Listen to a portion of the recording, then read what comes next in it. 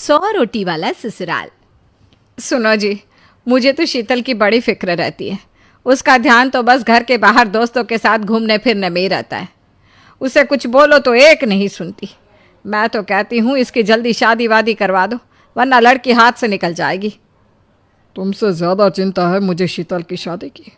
कल ही वो रामपुर वाले मौसा जी को फ़ोन भी किया था। बता रहे थे एक लड़का है नज़र में। उनका अपना घर है और लड़का भी अच्छा है। अरे तो फिर बस बात चलाओ ना, एक बार देखे तो सही लड़का और घर बार कैसा है। कौन से लड़की की बात चल रही है यहाँ? तुम्हारी शादी की बात चल रही है बेटी। अब तुम्हारी शादी की उम्र हो रही है तो लड़का तो देखना पड़ेगा ना। उफ़ो, मुझे अभी नहीं करनी शादी वादी। ये तो मेरे खेलने कूदने के दिन है। बहुत खेल कूद ली तुम। अब घर के काम धाम सीखने की कोशिश करो, समझी? ससुराल जाकर हमारी नाक मत कटवा देना। सब्जी काटनी तो आती नहीं इसको, तो नाक ही कटवाएगी। अरे मैं इसे शादी तक अच्छे से सब सिखा दूंगी। आप तो बस उस लड़के से इसकी शादी के बाद चलवाओ। कुछ दिनों बाद कुणाल और उसकी माँ शीतल को देखने घर आते हैं। कुणाल दिखने में बड़ा ही स्मार्ट होता है। शीतल तो उसे देखती ही रह जाती है। देखो जी, हमारी कोई डिमांड तो है नहीं, बस हम चाहते हैं कि लड़की घरेलू हो, घर के सारे कामकाज संभाल ले। अब आपके परिवार में तो बस 3 ही लोग हैं, पर हमारा तो खूब भरा पूरा परिवार है। बाकी हमें लड़की के घूमने फिरने दोस्तों से मिलने से कोई दिक्कत नहीं है। घर का काम करने के बाद जो चाहे सो करे। अरे वाह, ये तो इतने बढ़िया लोग हैं। लड़का भी इतना स्मार्ट है और ऊपर से इन्हें मेरे घूमने फिरने से भी कोई दिक्कत नहीं है। हे भगवान, तूने तो बिना मांगे ही मुझे सब दे दिया। बताओ जी, और क्या चाहिए हमें? हमारी तरफ से तो रिश्ता पक्का है जी। बस फिर तो हंसी खुशी शीतल और कुणाल की शादी हो जाती है। शीतल मन ही मन बड़ी खुश होती है और उसी खुशी के साथ वो अपने ससुराल में कदम रखती है। आओ बहू, तुम्हारा अपने ससुराल में स्वागत है। ये मिलो अपने परिवार से। ये तुम्हारे ससुर जी, तुम्हारी ननद सुनीता और गीता, सुनीता के पति राजेश और उनके 2 बच्चे राजू और चिंटू। ये ना हमारे साथ यहीं रहते हैं। ये तुम्हारी दादी सास है और बाकी लोग अभी बाहर गए हुए हैं।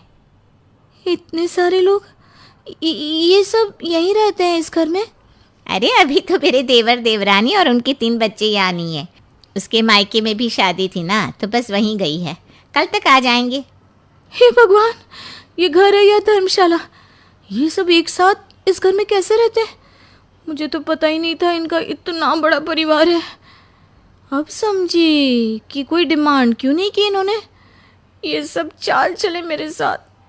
अरे बहू, खड़े खड़े क्या सोच रही हो? चलो अपने कमरे में जाकर आराम करो। जी माँ जी। अगले दिन शीतल का ससुराल में पहला दिन होता है। शीतल रसोई में जाकर सबके लिए खीर बनाने लगती है। तभी उसके ननद सुनीता आती है। अरे वाह भाभी, आज क्या बना रही हो? बस दीदी, आज वो पहली रसोई है ना, तो खीर बना रही थी। अरे भाभी, ये खीर वीर रहने दो। घर में 4 लोगों को शुगर है और कुछ लोग मीठा ही नहीं खाते। आप ना सीधा खाना ही बना दो। क्या फ़र्क पड़ता है, मीठा बने या नमकीन? बस बहू के हाथ की पहली रसोई होनी चाहिए ना।